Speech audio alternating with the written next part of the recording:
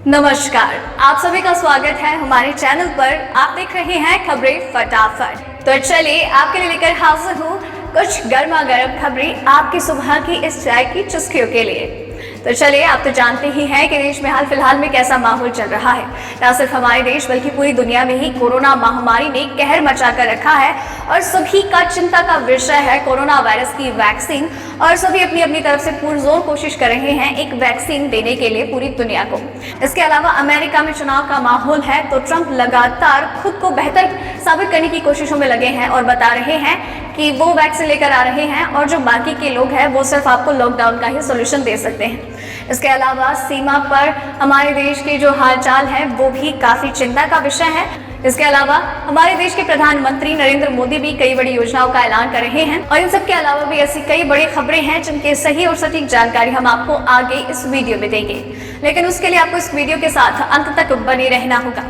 खबरों की तरफ जाने से पहले आइए एक नजर डालते हैं सुर्खियों की ओर।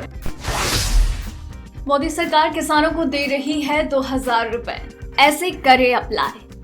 आईपीएल 2020 अंबाती रायडू हुए बाहर, चेन्नई सुपर किंग्स की परेशानी और ज्यादा बढ़ी। कोरोना वैक्सीन की दौड़ में भारत की कंपनी शामिल। ऑक्सफोर्ड की कोविशील्ड वैक्सीन पर हो रहा है ट्रायल।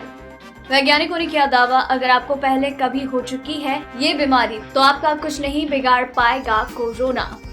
बड़ी खबर, रेलवे ने रद्द की 28 स्पेशल ट्रेन, जाने क्या रही वजह। सरकार दे रही है बहुत कम रुपए में घर खरीदने का मौका, ऐसे करें अपने नए घर की बुकिंग।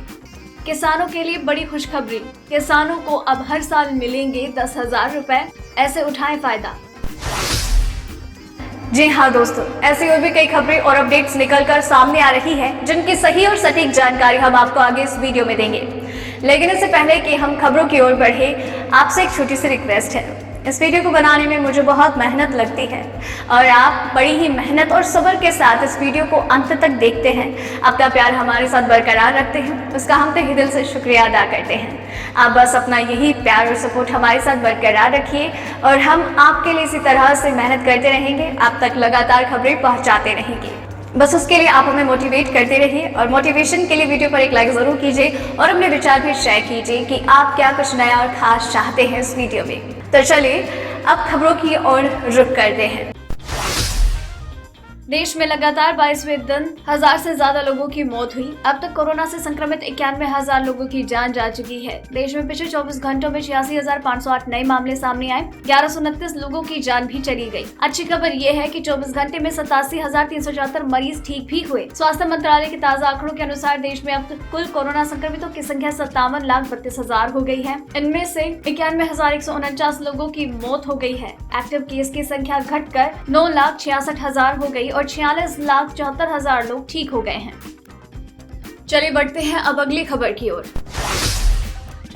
मोदी सरकार किसानों को मौजूदा संकट से बचाने के लिए आर्थिक मदद दे रही है। प्रधानमंत्री किसान सम्मान निधि के तहत देश के किसानों को 2000 रुपए दिए जा रहे हैं। प्राप्त जानकारी के अनुसार केंद्र सरकार डायरेक्ट बेनिफिट ट्रांसफर डीबीटी के जरिए किसानों को पैसा मिलेगा। योजना के तहत आप घर बैठे ऑनलाइन आवेदन कर सकते हैं। आवेदन की स्थिति जानना चाह रहे हैं या उसमें कोई बदलाव करना चाह रहे हैं तो वो भी कर सकते हैं। इसके लिए सबसे पहले आपको पीएम किसान योजना की वेबसाइट पर जाना होगा।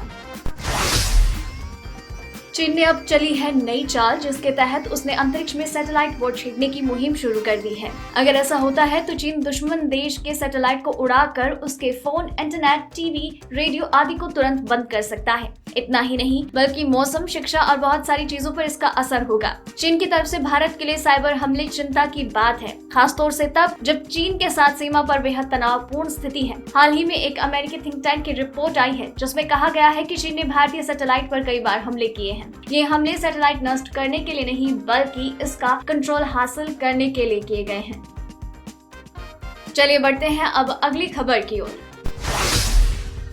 पीएम नरेंद्र मोदी ने कोरोना महामारी के खिलाफ लड़ाई के साथ आर्थिक गतिविधियों को पूरी क्षमता के साथ खोलने पर बल दिया है। महामारी से सबसे ज्यादा प्रभावित 7 राज्यों के हालात की समीक्षा करते हुए पीएम ने संक्रमण के प्रसार को रोकने के लिए स्थानीय स्तर पर लॉकडाउन लागू करने की जगह माइक्रो कंटेनमेंट जोन पर ध्यान केंद्रित की जरूरत बताई है। पीएम ने कहा है कि 7 राज्यों के सिर्फ 7 जिले ही चिंता का कारण है जहाँ तेजी से मामले बढ़ रहे हैं। उन्होंने कोरोना के खिलाफ जंग में प्रभावी जाँच, पहचान, उपचार, निगरानी और स्पष्ट संदेश के साथ आगे बढ़ने पर जोर दिया गया। इंजीनियरिंग और व्यावसायिक शिक्षा के छात्रों को सीएम योगी आदित्यनाथ ने बड़ा तोहफा दिया। यूपी में इंजीनियरिंग और व्यावसायिक शिक्षा के 20 लाख छात्रों का पूरा ब्यौरा यूपी सरकार तैयार करेगी। इसके अलावा सरकार के तकनीकी और व्यावसायिक शिक्षण संस्थानों के कायाकल्प के लिए योगी सरकार आज 200 करोड़ रुपए भी देगी। बता दें कि पंडित दीनदयाल उपाध्याय प्रोत्साहन योजना के तहत सरकारी संस्थाओं को 200 करोड़ रुपए पहले भी योगी सरकार दे चुकी है। वहीं यूराई सॉफ्टवेयर पर छात्रों के ब्यौरे के साथ ही उपलब्ध ई कंटेंट और ई लाइब्रेरी होगी। देश में कोरोना से हाहाकार मचा हुआ है। इन सबके बीच कोरोना से लड़ने की दवाई और इसकी वैक्सीन पर दुनिया भर में लगातार रिसर्च जारी है। एक ताजा रिसर्च में कोरोना वायरस को लेकर बड़ा खुलासा हुआ है। ताजा रिसर्च में डेंगू बुखार और कोरोना वायरस के बीच चौंकाने वाला संबंध पाया गया। रिसर्च के अनुसार जिन लोगों को एक बार डेंगू बुखार हो चुका है, उनके शरीर में अंदरूनी शक्ति बन जाती है जो कोरोना वायरस से लड़ने में मदद करती है। साथ ही स्टडी में कहा गया है कि अगर किसी को जीवन में एक बार डेंगू हो चुका है तो उस व्यक्ति पर कोरोना का असर आम आदमी के मुकाबले काफी कम होगा। चलिए बढ़ते हैं अब अगली खबर की ओर।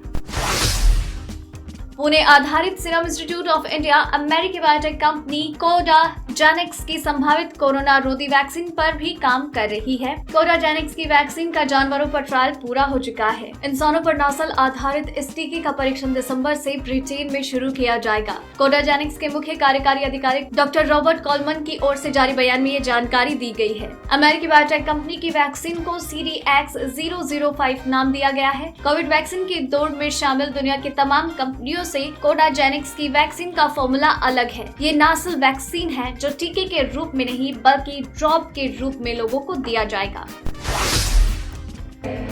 खबरें खत्म नहीं हुई है, खबरें लगातार चलती रहेंगी और अगर आप चाहते हैं कि खबरों का सिलसिला कभी ना रुके, लगातार चलता रहे तो अभी चैनल को सब्सक्राइब कर लीजिए और साथ ही में नजर आने वाले उस बेल आइकन को भी दबा दीजिए ताकि खबरों के हर एक नोटिफिकेशन आप तक लगातार पहुंचते रहे। तो चलिए अब बढ़ते हैं अगली खबर की ओर, जहां हम आपको बताएंगे कि मौसम के हाल चाल क्या है और साथ ही आपको बताएंगे कि आखिर पेट्रोल और डीजल के क्या दाम चल रहे हैं।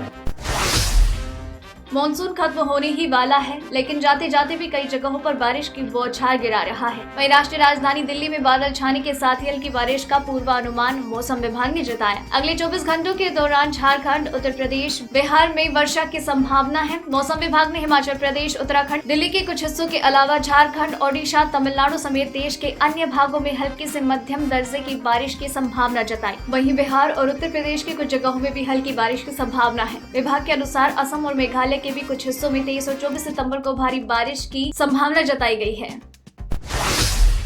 सरकारी तेल कंपनियों ने आज पेट्रोल और डीजल की कीमतों में कोई बदलाव नहीं किया। राष्ट्रीय राजधानी दिल्ली में आज पेट्रोल 8 पैसे सस्ता होकर 81.06 रुपए, दिल्ली में डीजल 15 पैसे घटकर 71.28 रुपए, मुंबई में पेट्रोल 87.73 रुपए, डीजल 77.73 रुपए, चेन्नई में पेट्रोल 84.14 रुपए, डीजल 76.72 रुपए, कोलकाता में पेट्रोल 82.59 रुपए और डीजल 74.80 रुपए प्रति लीटर है।